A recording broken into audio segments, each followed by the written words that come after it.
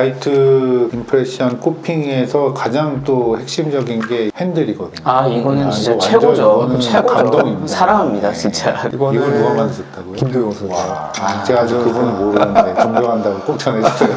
이거를 연결을 해서 상부가 이렇게 직사각형으로 되어 있으니까 여기를 붙잡고 하는 것만 해도 되게 편하다 이렇게 생각을 했는데 꽂은 상태에서 위를 돌리면 아래에 나사까지 같이 돌아가니까 이건 써보기 전에는 모르는데 한번 써보면은 이거를 안 쓸 수가 없어. 이게 일반적인 어버트먼트 체결에도 이렇게 생긴 게 있으면 좋겠다. 그러니까요. 생각을, 네. 하게 되더라고요. 왜냐하면 우리가 보통 그 헥스 드라이버를 돌리는 이 부분이요, 이거보다 훨씬 크잖아요. 구강 내에서 하려면은 치아와 치아 사이에서는 돌아가는 거를 돌릴 수가 없고 치아 위쪽에서 돌아가야 되거든요. 이게 이런 거죠. 쉔크가 왜냐면, 위에 이렇게 이만큼 있고 치아와 치아 사이에 이 부분이 위치를 하더라도 돌아가더라고요. 그래서 너무너무 편하고.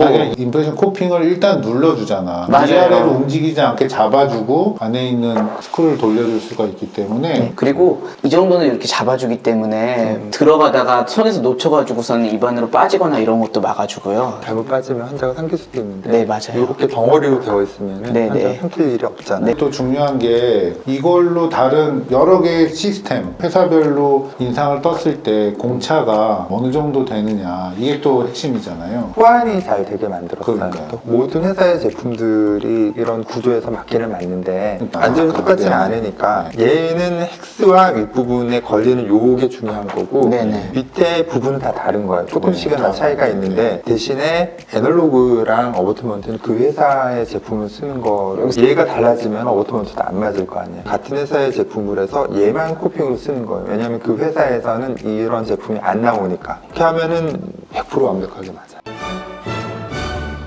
저는 요거가 아직은 외우질 못해가지고서는 체어 옆에다가 그 브로셔 같은 거를 딱 붙여놨는데 이게 컬러 코딩이 되어 있어서 딱 색깔만 보면 아 이게 진지바이트 몇 자리에 높이 몇 자리구나를 알 수가 있더라고요. 되게 편하게 사용할 수 있고 숫자가 써있긴 하는데 잘 안 보이잖아요. 근데 딱 멀리서 컬러만 봐도 금방 알 수가 있어서 기본적인 생각은 돈을 많이 안 들였으면 좋겠다라는 생각으로 디자인을 한 거고 이거 판다고 돈 따로 받는 건 없으니까 우리들이 편하자고 만든 거잖아요. 네. 출마 선언 같은 느낌이 드는데요. 네. 이걸 만든 이유는 바이트 트레이를 쓰기 위해서 만든 건데 기본적으로 이제 인상을 뜰 때 알지네이트, 대합 인상, 러버 인상, 바이트 이 과정을 다 따져보면은 시간이 10분 넘게 걸려요. 그쵸. 근데 바이트 트레이 가지고 이거 꼽고 뜨면은 모든 게 한 방에 해결해. 거의 뭐 5분 안쪽으로 다 끝나고.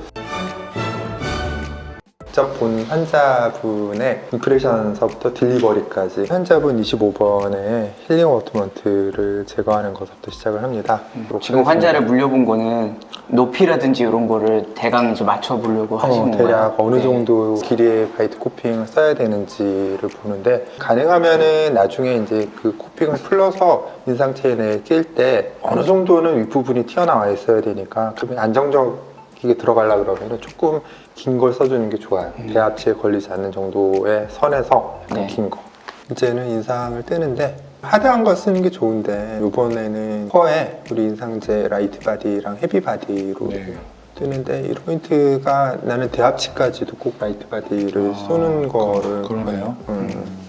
왜냐하면 헤비 바디로만 대합치를 하게 되면 그쪽에 그루브나 이런 게 다 완전히 표현이 안 되기 때문에 라이트 바디를 대합치까지 해서 반대편이 물리는 걸 꼭 확인을 하고 조합이 제대로 됐는지 보고 이 바이트 트레이 제가 예전에 잘 안 맞았었던 적이 있어요. 계속 왜 안 맞을까 했는데 너무 플렉시블 해가지고 메탈로 보강된 게 있더라고요. 뒤에 쪽에. 여기 보면 플라스틱 프레임이 있는데 치조제 닿으면 안 돼. 그쵸. 네네. 치조제 그쵸. 닿는 누르니까. 순간에 눌리면서 변형이 되기 때문에 네. 충분히 대합치 파랑이나 이런 쪽에 안 걸리는지 확인하고 이거 잘 물리는 것도 굉장히 정확하게 인상을 뜨는 게 되게 중요한 것 같아요. 트레이를 제거하는 과정인데 제거할 때도 앞부분만 자꾸 너무 힘줘서 빼지 않고 꼭 그 인상제 아래쪽까지 잡고 전체를 통으로 빼는 게 중요한 것 같아요. 구강 내에 이제 들어간 임프레션 코핑을 똑같이 코핑 드라이버를 써서 제거를 하고 힐링을 다시 연결을 합니다. 대합치, 바이트, 플란트 임프레션까지 한꺼번에 다 되니까 시간이 3분의 1로 줄어드는 거예요. 인상체 내에 꼽아보는 과정이에요. 블랙 애널로그 연결해서 해가지고 살짝 넣으면 끝이에요. 네. 뭔가 좀 흔들리는 것 같은데도 실제로 보면은 흔들리지가 않고 뽑기 전에 이제 바세린 같은 거 조금 발라줘야 되고 진지발 모델 만들어야 되는데 그렇게 해서 주변을 보호하게 되면 스톤 부을 때도 거의 안 흔들려요. 그럼 진지발 쪽에 따로 짜는 그런 재료가 있는 거죠? 원래는 써야 되는데 치과에서 직접 하다 보니까 그냥 라이트 라이트 바디로 바디로 그냥 하고 아, 있습니다. 그래요? 처음 써보신 분들은 임프레션 바디에다가 이걸 접합할 때 뭐야 이거 이렇게 흔들려고 느슨하게 들어가도 되는 거야? 의심이 드실 수가 있는데 믿으셔도 됩니다. 저도 처음에 되게 의심했었는데 이게 그냥 들어간 겁니다. 그 위치가 맞는 위치니까 그냥 확신해가지고서는 꽂으시면 됩니다. 확실하게 위치가 되는 것 자체가 나중에 인상체 변형 우위를 반대로 줄 수 있기 때문에 약간 흔들리는 것 같아도 그 정도가 실제로 해보면 거의 흔들리지 않고 정확하게 맞는 겁니다. 이게 좀 호불호가 있을 수 있는데 SCRP 타입이고 속에 접착제하고 구강 외에도 붙여. 구강 내에서 바로 붙이는데 구강 내에 시멘이 굳기 전에 일단 딜리버리 합니다. 굳기 전에 하시는 이유는? 모형상에서 약간 오차 같은 게 있을 수도 있는데 그거를 다 감안해서 집어넣게 세멘 되면은 스페이스에서 세멘 약간씩 움직이면서 하는데 실제로 그렇게 흔들리거나 뭐 나중에 그걸 다시 풀러서 봤을 때 마진이 덜 들어가거나 이런 경우는 거의 없는 것 같아요. 플러스로 다 체크하고 문제 없는 거 확인하고 그 다음에 기업 조정 당연히 들어가죠. 근데 이제 이게 가공 공차가 있어가지고 모델 에러만 없으면 당연히 모델에서 맞춰가지고 다 붙이고 들어가도 당연히 맞겠죠. 가공 오차가 있을 네. 수 있기 때문에 구강 내에서 적합을 시키는 게 확실히 안전하죠. 교합 조정하기 전에 나는 일단 먼저 조여요.